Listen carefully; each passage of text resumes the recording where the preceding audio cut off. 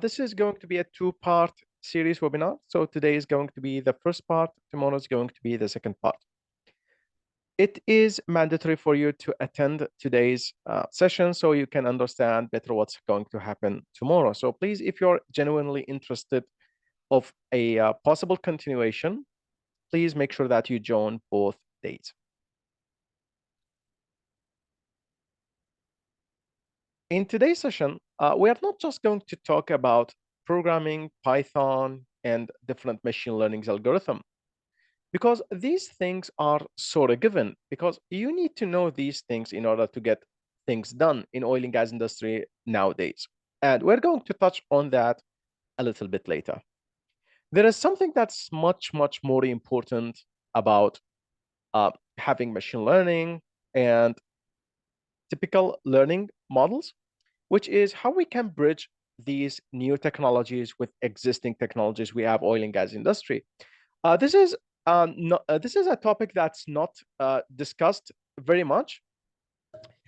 Plus, in most tutorials in oil and gas industry, you will see just people diving directly into algorithms, into models, and basically just making a mess for people who are new to this. So my task, if I did it correctly today, you will walk out with an understanding of what a machine learning can do for you, why it's different from typical engineering that we have been doing in oil and gas industry, and most important things, how both of these, I mean, the machine learning and the classical engineering can go hand in hand together.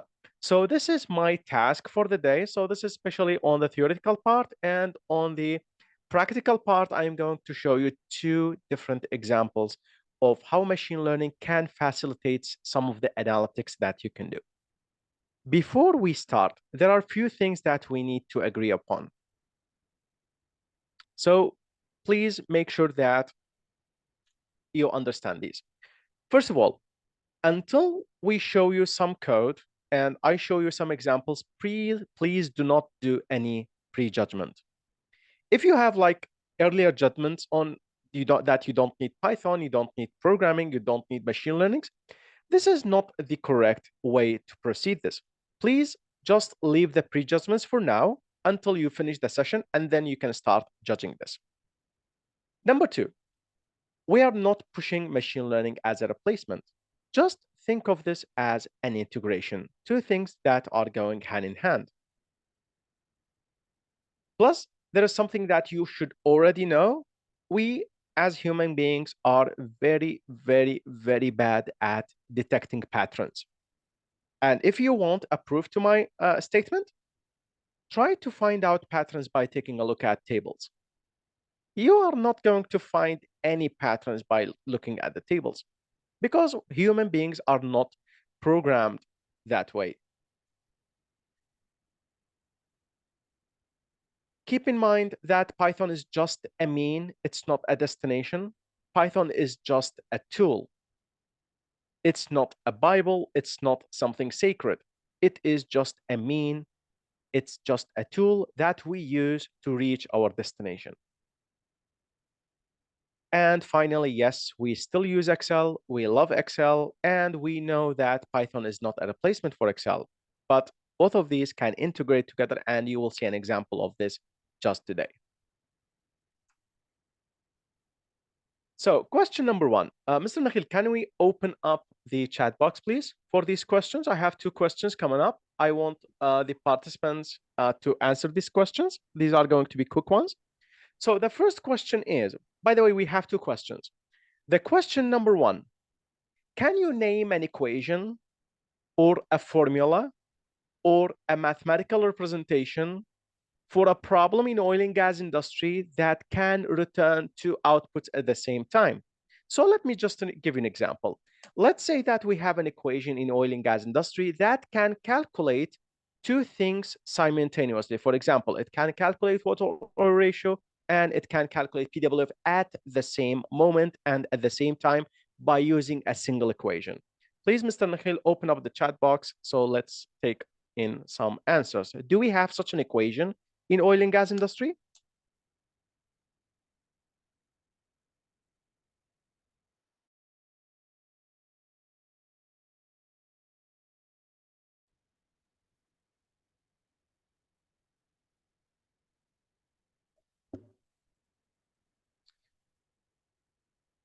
So one more time, do we have an equation in oil and gas industry that returns two different things at the same time by using a single equation, not a system of equations, just a single equation?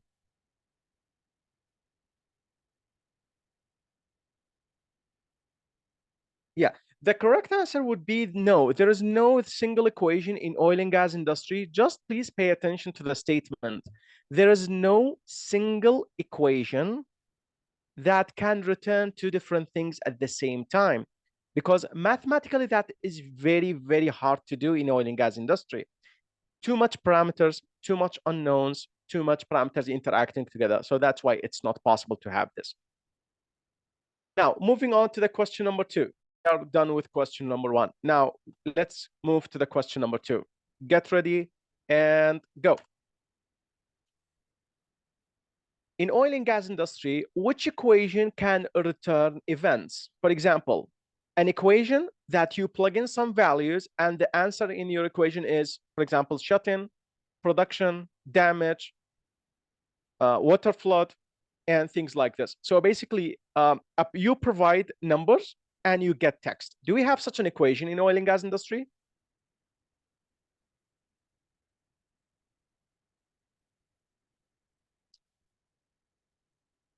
That's great. So the answer is no. And let me just give you an example. Whenever we're working with, let's say, artificial lift, for example, we have gas lift, we have ESP. Both of these lifts have their own problems. And usually these problems have labels, for example, heading, for example, too excessive gas injection, for example, tripping, motor temperature rising. So we have these different events. Unfortunately, we don't have a single equation in oil and gas industry that can describe these events, or they can predict these events as text. So the answer is no. These are just two questions that can show you the weaknesses of the existing algorithms and existing equations we have.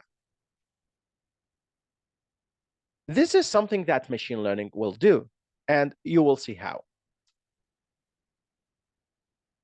Now, our task for this session is to transform your knowledge from typical oil and gas industry knowledge, classical modeling, into something that is understood and you basically know what a machine learning does. Because most people treat machine learning as black boxes. They don't know what's happening inside.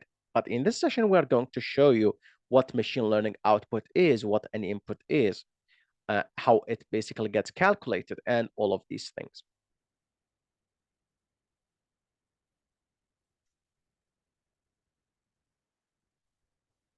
There is one thing that you should keep in mind. Machine learning is not new. You have been doing machine learning for decades. Let me show you how.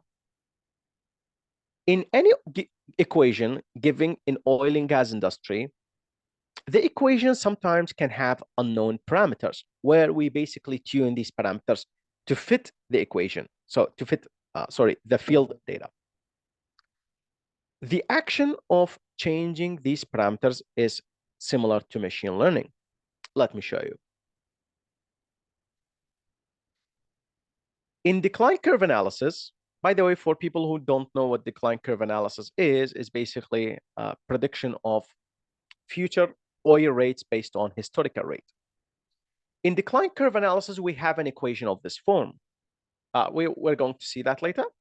The decline curve analysis equation have three unknowns. You have the initial rate, you have the decline rate, and you have the exponent. So all of these are unknown. But if you have the field data, you can create a configuration of all of these parameters just to fit the line. This is known as regression. This is a form of machine learning if you don't know, by the way. Now, for the material balance, in material balance, we have like a large, big equation that basically describes the flow from a particular field based on volumetrics. It's zero dimensional, so it does not describe any dimensions in the field. So that's also a form of parameter fitting that exists in machine learning. Nodal analysis is the same thing. We have other correlations like API versus viscosity. All of these can be considered as machine learning, but they are special types of machine learnings. And in a minute, we will know why. Now, I will be showing you two different equations in oil and gas industry. Okay, so this equation is known as inflow performance relationship, or IPR, by Vogel. This is the general form. Oh, sorry, actually, this is not the general form. This is the form that was found in the 1969 paper by Vogel. So let me show you what this equation does. This equation actually equates how much oil you can get from the reservoir against how much pressure drop that you create in the reservoir. And yes, this equation describes flow from the reservoir, not from the well. Let me show you some of the weak points in this equation. So let's say that we have data, some data that we're getting from the field. If you try to plot the equation directly, sometimes the equation might not fit. So this is by assumption that you're taking the equation as raw equation from the paper itself. What do we do next in order to make the equation work a little bit better? We will start by changing the behavior of the equation until we get a perfect fit. I don't know how do you define perfect, but perfect is basically whenever you have the minimum error. So how did we do this? By the way, this is classical approach into oil and gas industry solution. So we did this by changing these parameters. We changed this exponent.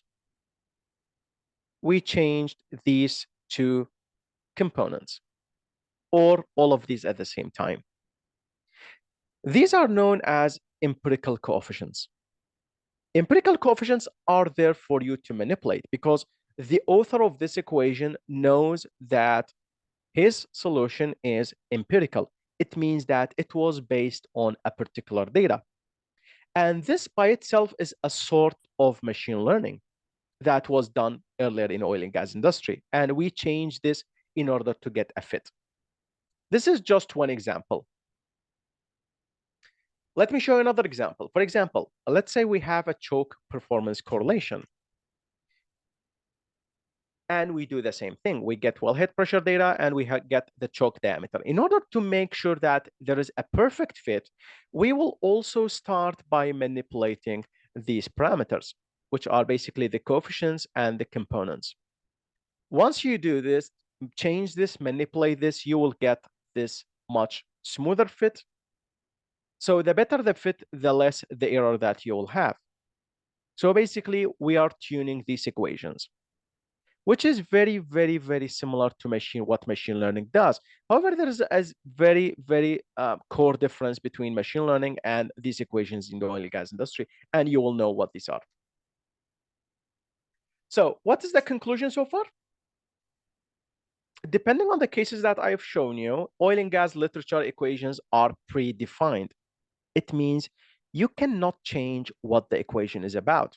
So let me just show you an example. In IPR curve, can you implement a third parameter, for example, wellhead pressure? The answer is no, you cannot. Can you implement something else like the reservoir type? Is it conventional or is it unconventional? No, you cannot, because these are predefined equations. You use this equation as is. The only thing that you can do is you can change this component that is highlighted.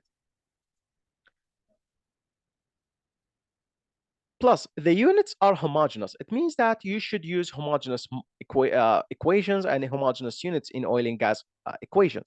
And truth to be told, this is not an issue in machine learning, and you will see why.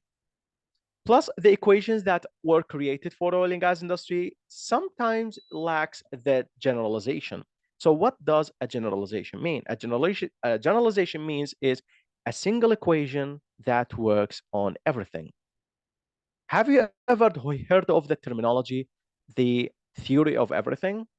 Well, scientists and physicists, they speculate that there is a single phenomena or there is a single mathematical general equation that rules everything in the universe. So this is what a generalization means. And the equations in oil and gas industry are far, far away from this. Plus, equation in oil and gas industry cannot return labels. It means that they cannot return text. Plus, you cannot return multiple things at the same time. Let's move on to the next problem. Knowing all of these limitations, how were we able to control the aspects of oil and gas industry? How were we able to control the development of the field? How did we control the correctness of the equations? We did this by something known as human-based rule programming.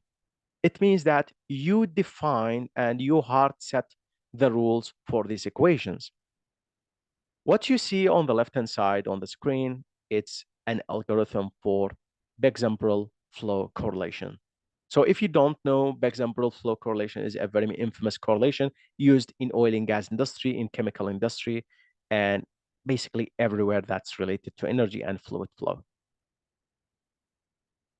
What you see in front of you is a flow diagram that shows you how to control your program or how you control the calculation. At each step, you're checking for something. You're checking for a rule, you're checking for a flow pattern, you're checking, for example, for flow rate, you're checking for presence of free gas. Basically, as you progress forward, you're checking for something. And that's how we controlled programs and how we controlled calculations in oil and gas industry for more than 120 years. And in machine learning, you don't have to do this because machine learning will understand all of these logics in your data because it can see patterns that you don't.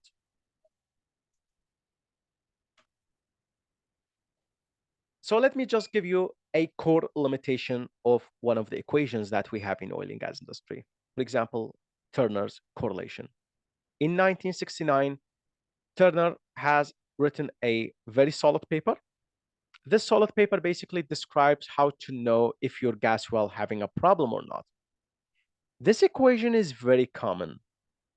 And according to ChatGPT, and this is something that I searched like a few weeks ago, I don't know if this is correct or not. According to ChatGPT, there are more than 20 to 30 different versions of this equation. Now, this is the main argument that I am making. Why do we have so much different versions of a very simple equation? The answer will be is this is an empirical equation. It means that it was based on data. And any equation that's based on data, you have the problem that the data is not very representative. It might not scale very well to other fields. It might not work at all in other fields. That's why we have 20 to 30 different modifications to this equation. Now, the question is, should you directly use this equation as it is that's provided in the paper? The answer is going to be no. No, we are not. This is one problem. Let me show you the other problem about this correlation. By the way, I am not targeting this correlation. I am not aggressively attacking the correlation. I am just pinpointing some of the weak points in oil and gas industry and weak points in our workflows that we might not think about this too much. Turner suggested that whenever you calculate a velocity, this is called a terminal velocity. This velocity basically is the velocity of the liquid droplets that are accumulating together and dropping in the bottom hole. Because once these accumulates and drops, you will get a perforation plug and everything starts to be plugged and you will get a cease flow from the gas well. Here's the problem with this equation. Do you see this parameter, Vt, or the terminal velocity? By the way, once you know the tubing area, you can just easily convert this into flow rate. Once you convert this into critical flow rate or terminal flow rate, you can basically compare this with the actual rate you get from the well. If your rate from the well is larger than this, then it means that your perfect situation, your well is not problematic and everything is looking good, and vice versa. But the problem is, the parameter that Turner's suggesting to calculate is this parameter you cannot capture in the field. It means that this is a theoretical rate. We cannot at all measure this rate. There is no single tool in oil and gas industry that measures this rate. So are you ready for this? If you calculate Vt you will never know if it's correct or not because there is no data that's going to back up this. There is no data that's going to validate this. So these are one of a few core limitations that we see in oil and gas industry. Now, to the next thing, taking a look at the same equation, the equation is pretty simple. You only have two parameters. You need the wellhead pressure and you need the water density. Of course, you can swap the water density for anything you want. Now, the big question is, since this equation was written in 1969, so that's almost 55 years ago or 60 years ago, something close, some 5 years ago, something similar to that. So in 50 years ago, computers were not very advanced. So that's why they tended to create equations that are easy to use or correlations that are easy to use and apply in the field. But here is the situation. What happens if you want to increase the accuracy of this equation by including other parameters? For example, maybe you want to include wellhead temperature because it's not existing in this equation. What happens if you want to swap the PWF instead of the wellhead pressure? What happens if you want to include choke size with this equation as an explicit parameter? What happens if you want to include fluid thermodynamics? What happens if you want to consider flow from both the casing and the tubing at the same time?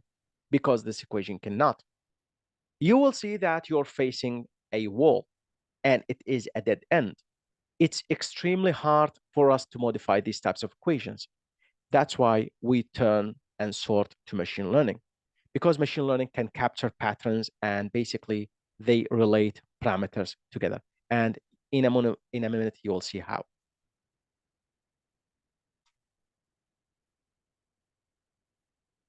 Usually, what we do is we do all the calculations manually. We set the logics manually. Basically, we do all of these analysis manually in the oil and gas industry. At least these are in the previous days. But what if computers can create these rules for you? It means that the computers can basically understand the hidden patterns. And that's why if we swap computers with machines and creation with learn, you will see that we will end up with something called machine learning. Machine learning is just a fancy rule for computers that are making their own rules. This is what it means. A machine learning is a subset of artificial intelligence. So we have a big umbrella of artificial intelligence, basically the computer's ability to think and find patterns and create decisions. Machine learning is part of that.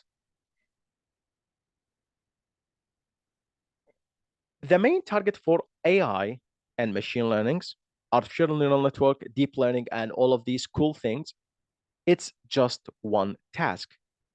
We want the machines. By the way, whenever you hear machine, we are talking about computers. We want the machines to think like human beings. By the way, we are far, far away from that, but we are getting closer. So we want them to have the mindset of human beings and the capabilities of human beings. And this is by providing them with lots and lots and lots of data. So what does machine learning offers that typical solutions in oil and gas industry does not? Number one, it can capture underlying physics. By the way, capturing underlying physics is extremely, extremely difficult to do using the conventional ways. And one of the live examples of that is the Olga Flow project in Norway. So there's the Olga facility, and this project is going on for more than 43 years, I guess. For 43 years, they are capturing the physics in the underlying flow pipes and the wells and inclined pipes. So this is an ongoing project for 43 years. It's extremely hard to capture underlying physics. Using machine learning, this becomes a little bit easier. Plus, machine learning the difference between the machine learning and the typical equations is machine learning you can have any inputs and any outputs you want. You totally control what goes into the model and what comes out. And that's why whenever we train people to do machine learning, we encourage them to be, number one, experts in their domain, or at least they have enough experience in oil and gas industry. Enough experience would be something between 3 to 5 years at least before you start doing machine learning in oil and gas industry, because you're not knowing what's happening. You don't know what goes in and what goes out. So this is very important. Plus, once you do machine learning, you can evaluate multiple parameters at the same time. You will see how these parameters talk to each other, how can they affect each other. Machine learning can return labels, they can detect events, they can predict the ESP failure. We have lots of examples of that. Plus, in machine learning, there is something called a backward look. So what is a backward look? Let's take an equation that is as simple as this one in oil and gas industry. And by the way, it's quite common, which is the productivity index. The main equation or the main form for this representation is flow rate divided by delta P. Delta P is basically the pressure difference between the well and the reservoir. So the reservoir minus the well. It's more properly written as PWF, but yeah, for the simplicity, let's call this well. So once you generate a delta pressure between these 2 points, you will get some flow rate, depending on some PI, which is the characterization and representation of the flow capacity of the well. But have you ever wondered why this equation is not related to time? Where is the time component of this equation?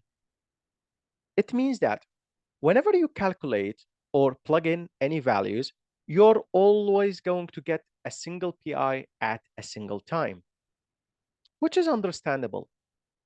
So after 6 months, if you do another test and got another point, so now you have 2 points.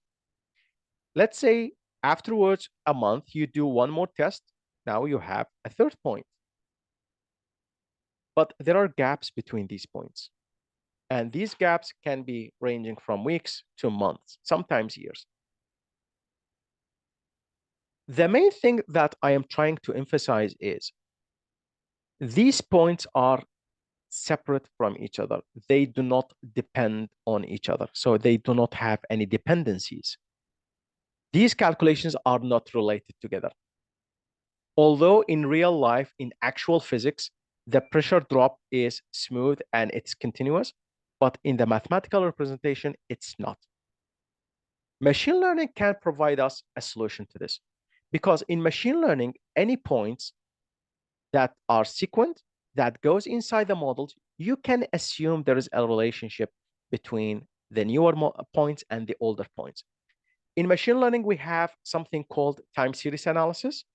Time series analysis assumes that today's parameter, today's pressure is basically a consequences of current pressure drop plus some previous effects that was happening yesterday and the day before it and the week before it, and so on and so forth. So these types of things exist in machine learning. The only thing that we come close to this in oil and gas industry is using a heavy caliper flow simulation tools like Eclipse, Olga, LiDAR but these are extremely expensive for these simple tasks. Plus, in machine learning, you can synthesize missing data. So, for example, let's say that you have a particular field and you have only, for example, let's say you only have 4 wells. Now, you want to see what happens in the middle if you drill a new well. What are the depths? What are the gamma ray readings? What are the different porosity that you might get? This is just a speculation. It's a model. It's not like the hard truth, because to be honest, no one knows the truth until you drill something at this location. But it helps you to get preliminary calculations. Now, how does this relate to oil and gas industry? So machine learning can actually increase your understanding of the data. It increases the understanding of the problem and how we can solve it. And basically, you can do machine learning to create different solutions and compare that with the existing solutions that you have. Number two, once you apply machine learning, it has the potential to reveal insights from the data. By the way, an insight, it means that revealing hidden patterns. As I stated before, detecting patterns is extremely hard in oil and gas industry, especially taking a look at the tables. Plus, machine learning is used extensively in oil and gas industry for predictive maintenance, creating models, and whatnot. Plus, learning machine learning is basically will put you at the edge of the revolution. Plus, combining machine learning with existing domain experience and domain knowledge technology, it's a very powerful thing. It allows you to do different and various analysis. You can identify wells and reservoir problems very, very early with machine learning. You can generate well logs. You can synthesize data. You can basically create lots and lots of different calculations.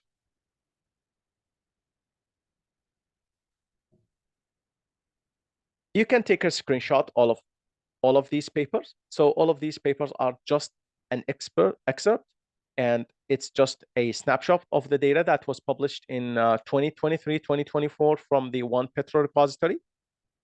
In One Petro, we have hundreds upon hundreds of machine learning and artificial intelligence utilizations for problem solving in oil and gas industry. I highly encourage you, if you're interested in this area, I highly encourage you to go and take a look at different papers that are being put up into the One Petro repository.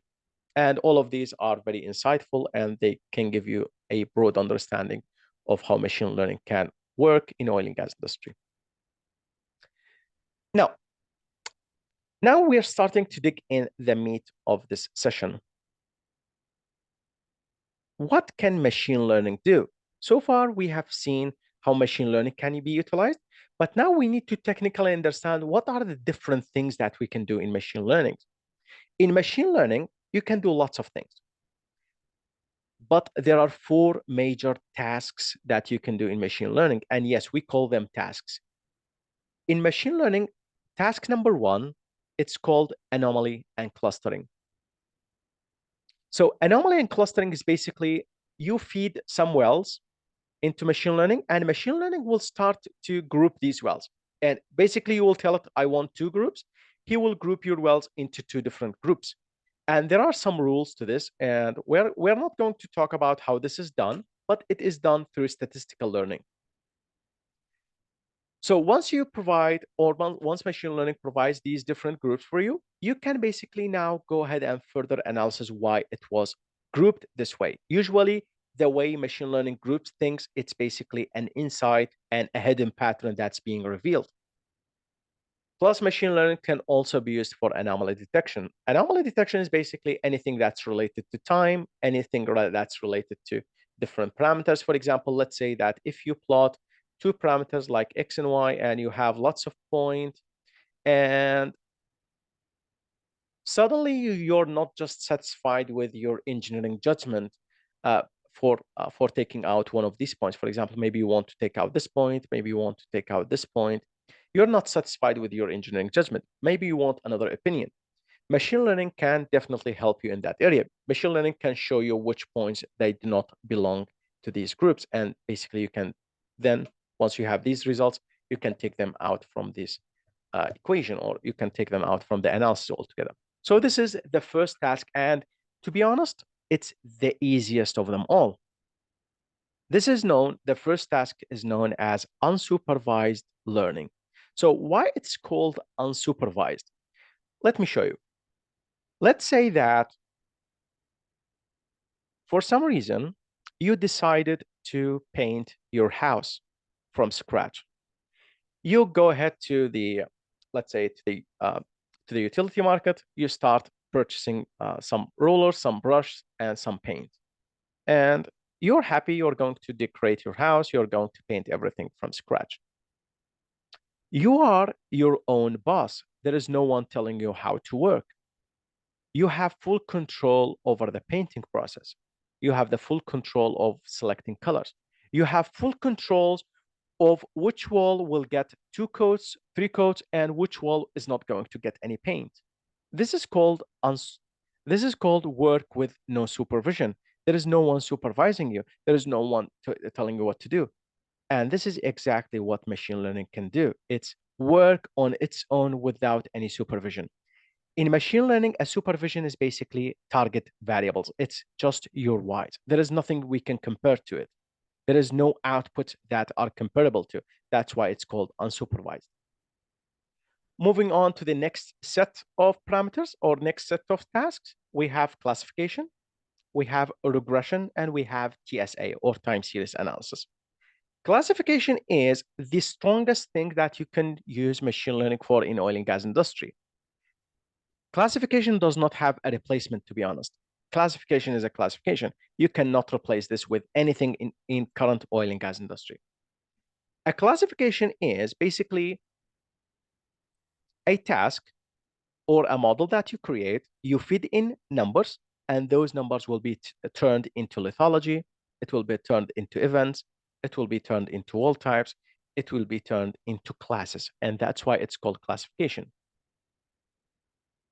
So this is what the clustering looks like. So we feed in the data, and then the machine learning basically show us what it looks like. For example, this is data from multi-phase meters. So multi-phase flow meter. So this is the data from it. We got the oil rate and we got the gas rate, and then we plug both of these into machine learning.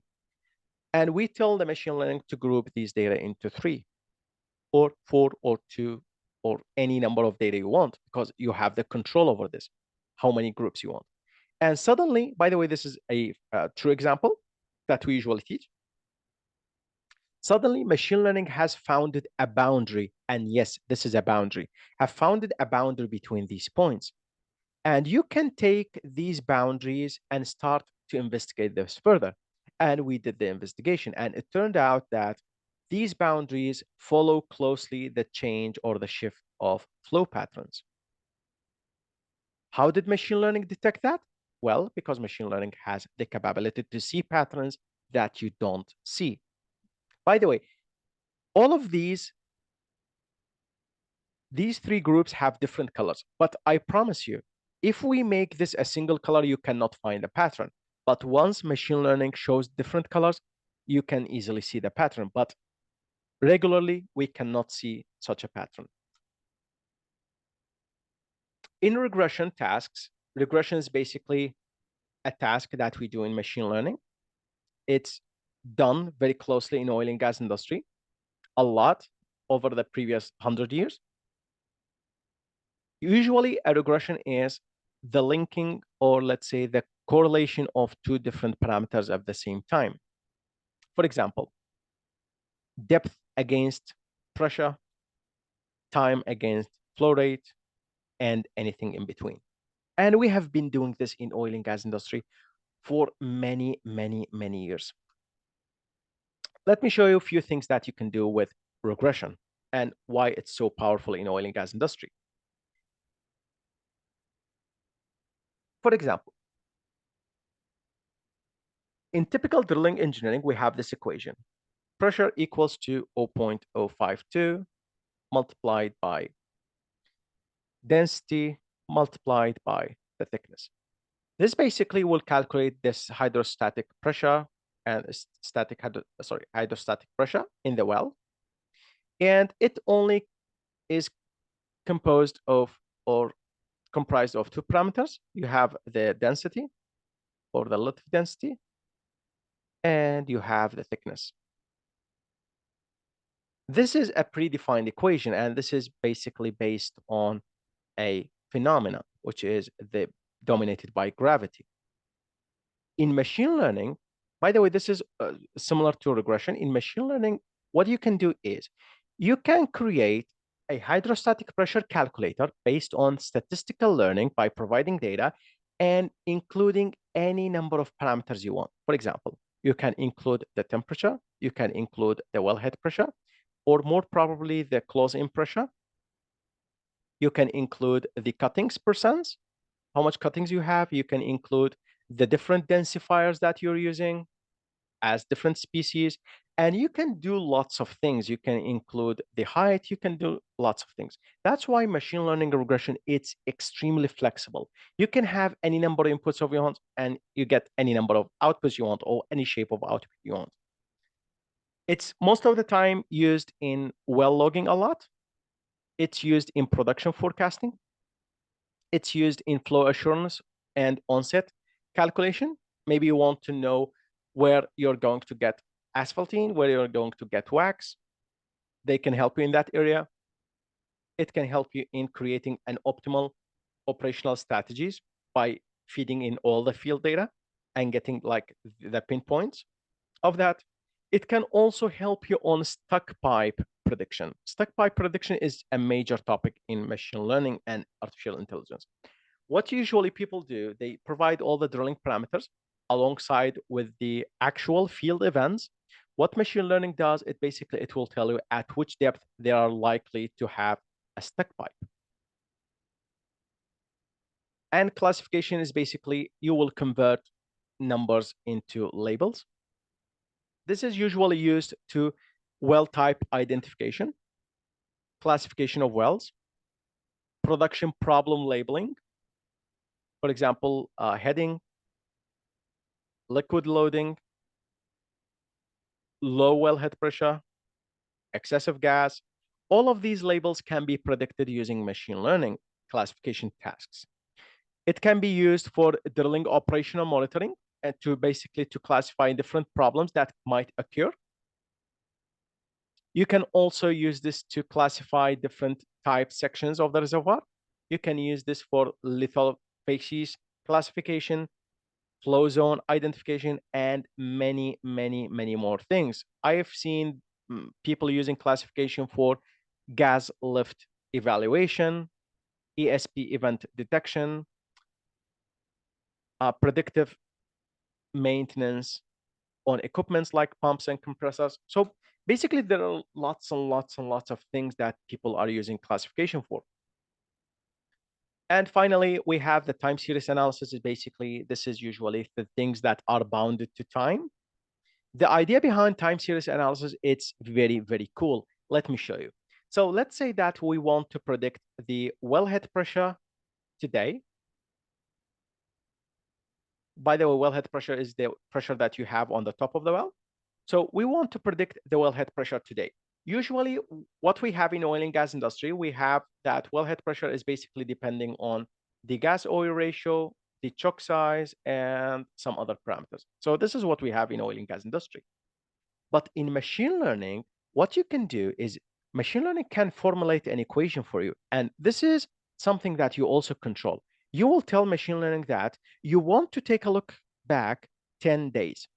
Okay, so this is just an example. So what the machine learning does, it will say that today's wellhead pressure equals to wellhead pressure from yesterday plus or minus wellhead pressure for the day before it plus minus wellhead pressure from 2 days ago, and so on until you reach wellhead pressure from 10 days ago. So what this means is the current prediction or the current value is dominated by the previous values as well. It's not just other values. This is known as time series analysis. Time series analysis, it's extremely great way to predict production values, prices, forecast the supply and demand, and lots of things. It can be used for many, many great things. The problem with time series analysis, the only thing that you can do is only short-term forecasting. It means that you do forecast between 1 week and 1 month, and that's it. You cannot go ahead for 2 or 3 months because afterwards that the data gets shifted and basically you will start to diverge from the mean and other parameters.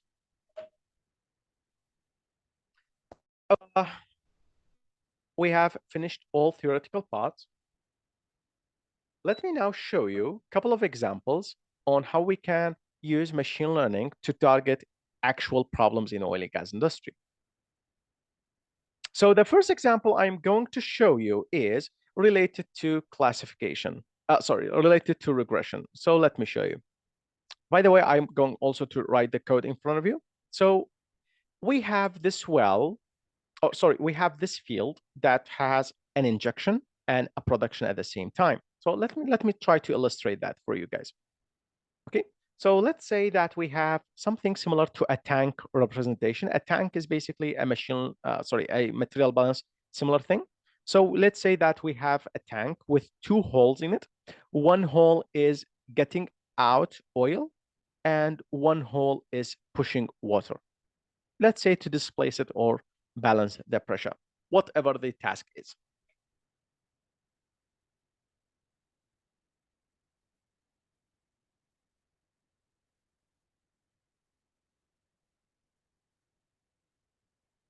Let me state the problem for you. If you start plotting the oil against time, you will see that the oil most definitely will start declining with time. And this is quite the predicted pattern in oil and gas industry. This is the expected pattern because you will get decline in reservoir pressure, and that's why the oil rate gets declined because the reservoir pressure is the source. Now let's move on to the next part. At the same time you're injecting water, sometimes whenever you start injecting water, maybe you increase the injection, maybe sometimes the injection declines, the oil starts to respond to the other action that's happening in the reservoir, which is the injection. By the way, the rule or the phenomena that dominates this action, it's called the conservation of mass. It means that whatever mass that you're taking out of the reservoir or of the field, basically you're putting in the same mass. If you're not putting any mass, you most definitely either the rock volume is changing somehow with compressibility, or maybe the size of the oil is changing, or you get some gas taking place. It basically what I'm trying to tell you, it's a closed system. So once you start to inject water to the system, the oil might rise or the production of oil might rise due to different reasons that we are not going to cover. So what this leaves us with is definitely there is a relationship with how much oil you're taking out of the reservoir and how much oil we are or how much water you're pushing into the reservoir. If you want to do the modeling, you have few methods. The most accurate one is to use a reservoir simulation for this. And it's quite expensive. I don't mean only monetary wise. It requires experience. It requires software. It requires an understanding of how these different simulation softwares work. But if you don't have enough time and just you want to model if there is any relationship between the injected and the production, so let's say this is the production and this is the injection. If you want to see if there is any relationship with them, what you can do is you can take these two parameters, you can shove them inside the machine learning, and machine learning will tell you if there is any relationship between them or not. Not just that. This is a regression task because what we're going to try to do is I will tell the machine learning, what I tell it is, I am going to provide you with the water injection and you try to predict for me how much oil production we have. So I will feed the machine learning water injection and it will try to predict the water production for me. And at the same time, I also have the actual production. So what the machine learning does, it will try to set the rules that we were talking about, the logical rules. It will try to train itself based on the actual and the prediction that it's getting. So it's basically a continuous loop of prediction and evolving and basically correcting itself. The important thing to note is water is going to be the X value, the prediction is going to Y value. So we have two Ys. One Y is the predicted one, and one Y is the actual, and the differences between them is what drives the machine learning to learn. Now, enough theory, let's go to implementation. So let me show you how this is going to work. Let me open the data for you so you can see it. So this is the field data. So these are the columns we have. We have produced oil, produced water, produced gas. So these three columns are for the production wells. So let's make them green. So these are related to the production wells. And the last column is the how much, these are related to the production action. And the injected water is related to the injection action that's happening in the field. Okay, so by the way, this is a field-wide data. It's a field aggregated data. So if you scroll down, you can see you have some data, and we have something close to 4,000 data points. Let's check the statement that I made earlier. It's extremely hard to notice any patterns in the data. Just take a look at this. This is starting from 16/4/2009, and this is almost one. This is the data that I'm highlighting. It's almost 1 month worth of data. It's extremely hard to notice any patterns in the data, but let me show you how the machine learning will find the patterns for us. Okay, so first of all, we are going to start by writing the data. Okay, so let me make this a little bit bigger so you can see a little bit better. So first of all, we are going to read the data. And usually what we do is we have libraries in Python that basically help us to read various data. And pandas is basically the one we usually use. And we can read Excel easily, just it's a single line. So it's called field data.excelSX. And we can do data frame print. Basically, we can view this is what the data looks like. It's basically the same data we saw in Excel. And yeah, Python can read Excel. I can show you the columns as well. So these are the columns that we're going to use for our machine learning. Okay, now let's plot the historical data. So let's do a historical data plot.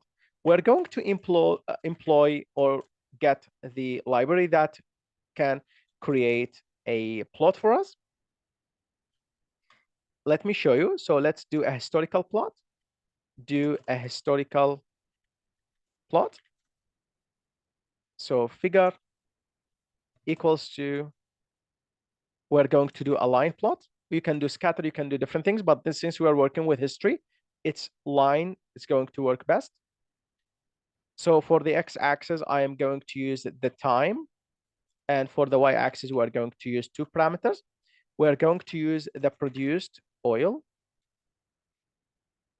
And let's just copy these, by the way. Let's use the produced oil. Let's not take any more time. And of course, we are also going to display how much water we're injecting. And once we do that, we can also show the figure like this. Let's see what the problem is. There we go. We have something extra. There we go. Now, the red one is the injection and the blue one is the production.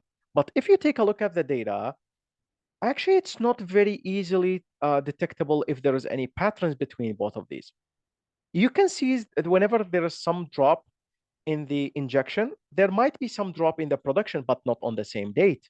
It might be some different date, maybe a month later or maybe few hours later. We don't know. That's why we are going to use machine learning to quantify this relationship. Let me show you how we can do this, by the way.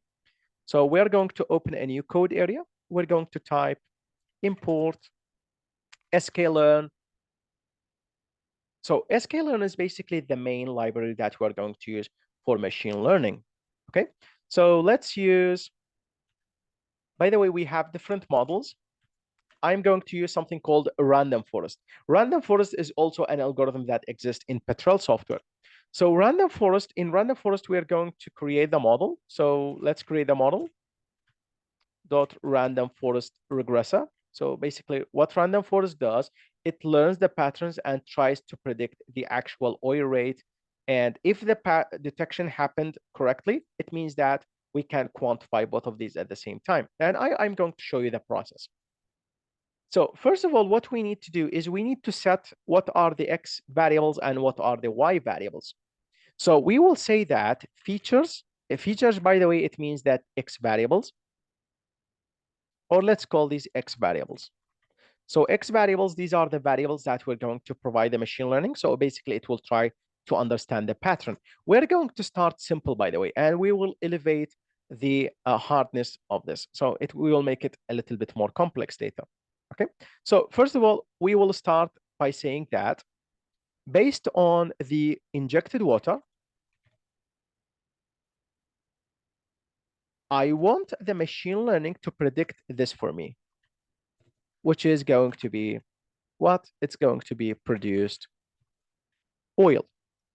So what I'm saying is exactly, I am saying that there is a relationship between the injected water and the produced oil, but we don't know how to quantify it. It's extremely hard to do because the physics, it's not very straightforward. You would need a reservoir simulation for this. By the way, there are other approaches as well, like capacitor resistance models, there are material balance, but all of these requires dedicated software for this, and it requires simulation. Let's try a simple machine learning. Let's see if this is going to work. We will say that model dot fit. Basically, we are trying to fit the model. Fitting the model is basically training the model. So we will create an X variable. X is basically the data with X variables, and Y is going to be the prediction, our table with Y variables. This is what it means. So I'm extracting two different tables. One table is for X, one table is for Y. So if you go ahead and print these out, so let me show you. If we print these out like this, if we print X, you will see that X is just a single column. It's a water injection column. If you print Y, it's just a single variable, which is produced. So every time, whenever you see X, it means that this is what basically machine learning is feeding on. Whatever you see Y, it's basically this is what the machine learning is trying to learn or what's trying to mimic. Okay. So once we have the X and Y, what we can do is we can fit the model by passing in, or fitting the model, it means that training the model. We can train the model by providing X and Y. Once we do that, we will create a run, and that's it. The model's trained. But how do we know if the model is performing well? Let me show you. We can print the score of this model. The score is basically an evaluation of how good the model is. So let me show you. Score equals to model.score. Let's evaluate the score. By the way, do not worry about the code because most people that we get in these types of training, they know nothing about Python. So we basically teach them everything before we start even doing some machine learning. There we go. Now, what's the score we got? We got 84% accuracy. It means that our model is only 84% accurate. In other terms, it means that we have successfully somehow predicted the oil rate based on how much water we're injecting. By the way, there is one more thing that you can do. You can split the data into training and testing so you can see how this is working. But we are not going to do now because that requires some more code for us to write. Now, once we have the model score already up, let's try to plot the actual prediction. So I will create another Y variable. I will call it Y pred. It's the predicted Y equals to model.predict. Now we're trying to predict something. So we will be passing in the full data. Once you pass in the full data, now you have the prediction. And let me show you. So if you type in the prediction, there we go. Now these are the data predictions that are coming from the model. Now, do you see these? These are the prediction data. And of course, we can also plot them. Let me show you how we can do this, how we can do the plotting. It's very easy. We will only import another part of the plotting that will allow us to insert data to the historical part. So let me show you. Let's create a line plot. So let's create a line for prediction equals to line plot. X-axis is going to be the time index, and Y-axis is going to be the Y that we have calculated for prediction. Of course, we are going to provide a name to this. Let's call this predicted oil output from the model. And of course, we can set the color to green or any color you want. Let's set the line color. Once we have this, let's add this to the figure. So add something to the figure. Let's add this and let's say line prediction. Let's run this. There we go. Now this is what it looks like. The red line is the injection, the blue line is the oil, and the green line is the predicted. We can of course turn off the oil, the water injection, so we can basically concentrate more on the evaluated parameter, which is the prediction. Let's zoom in. You can see the model is somewhat accurate, but not entirely. There are some differences between the model and the prediction. Let me show you something. Did you know that you can calculate the cumulative output from the model and compare that against what you have? So let me show you. So cumulative historical data equals to data frame oil produced dot sum, and that's it. It calculates all the data from all the prediction dates for you. So basically it combines everything together. And we can do the same thing, cumulative underscore machine learning. So from the cumulative from machine learning equals to summation of predicted data. That's it. Let's do a simple print. Let's print the results. By the way, you can also do a plot for this. If you want, you can do a bar chart for this to compare both of these. But printing this, it's going to be much easier. So let's do cumulative. Let's do historical. Will be cumulative historical, and the cumulative ML or machine learning model. Let's do cum underscore ML. Let's run this. There we go. These are the results that are coming in. So the cumulative historical is something close to 10 million barrels, 10 million cubic meters of oil produced, which is something close to 50 million or something barrels. And the cumulative from the machine learning is slightly higher than the actual one. And we can use this fact in order to tune the model further. So let me show you how we can tune the model. First of all, let's show the figure. What I can do is I can say that it's not justifiable just to have injection water as the training parameter.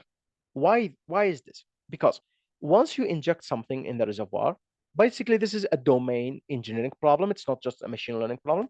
Once you inject something in the reservoir, what usually happens is there is some displacement happening. Some gas gets out, some oil also gets out. So if we say that the produced gas also is dominating the oil production, it also means it affects also the oil production. Let's just see one thing. The accuracy for this is 84%. Now we have added a new training parameter, and this is what we meant whenever we said flexible inputs and flexible outputs. So if we run this, you can see that the accuracy has jumped to 99%. I know there are some problems with 99% accuracy, but yeah, just take it with a grain of salt. Now, the cumulative is 103.7, and the cumulative on the ML is 103.8. And you can see these two values are extremely close to get together. Now, let's take a look at the plot itself. Let's turn off. Let's run this again.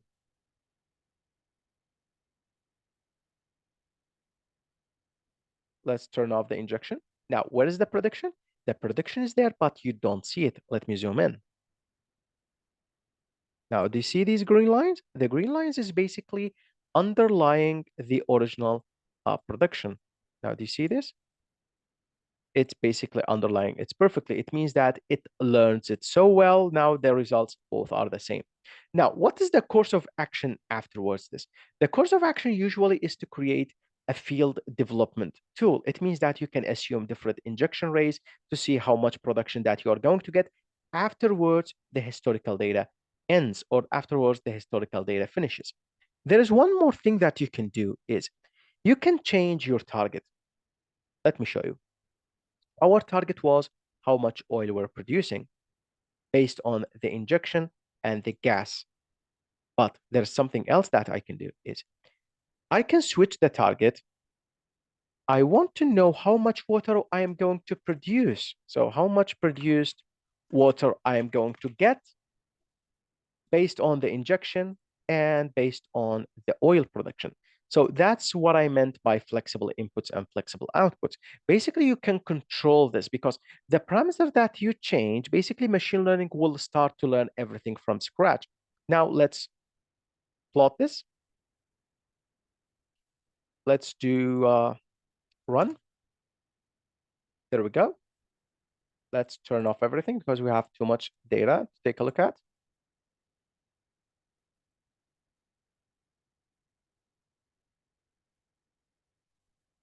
Let's try to change the labels to be proper labels. So water produced. So let's run this plot again and give it a nice run. There we go. Now we have a full history now on our field for how much we are injecting and how much oil we're getting and how much water we are producing. Now the produced water is what is now calculated by machine learning. Let's take a look at the accuracy. The accuracy is 98%. It means that the model is also working for these parameters. It means that you can calculate how much water you're going to produce based on how much you're injecting and how much you're producing. Of course, you can add other parameters to this. You can do one more thing. You can also eliminate the oil and just keep the injection versus the production. So you want to see how much water you're outputting and how much your water you're inputting in the system. So if we run this, we can see there is 91% correlation between these two. It means that the machine learning is 91% accurate to model this. It means that the water injected is affecting in the data-wise, the water injection is affecting how much water you're producing. And of course, you can do lots of things with this. You can change this to anything you want. You can change the parameters. You can do lots of things. This is a field-wide model. You can convert this field-wide model into a well-based model very easily, or you can convert this into a multi-well model.